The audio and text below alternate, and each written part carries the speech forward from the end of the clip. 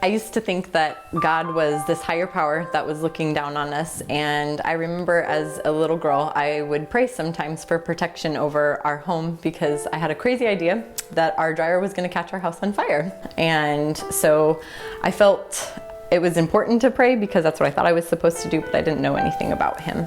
When I was in my early 20s, I very much was seeking physical relationships with men to fulfill this need that was inside of me. And it was when I started working at a company when I was about 19. A few years in, I actually met a girl, and she lived the exact opposite life that I did. But I was so curious about her life because there was something that was different about her. And what I came to find out is that difference was Jesus. While we were working together, during one of our conversations, she got really brave and asked me if I wanted to join her and her then boyfriend in a Bible study to be able to answer some of the questions. I was asking her a lot of questions, and we just really opened up the Bible, and I got to just have my eyes open to all of the misconceptions of things that I thought I knew about what the Bible said and about who God was, and I got to truly discover who He was and who He is. And it's radically changed my life.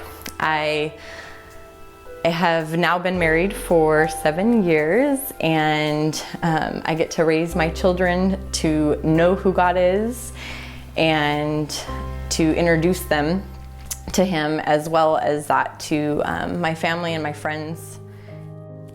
I recently lost my dad in January of this year, and his battle with cancer was about 2 or 3 years long.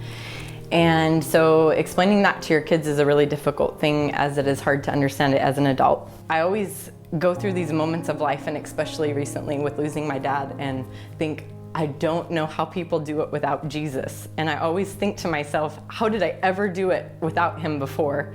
Because there's just something different.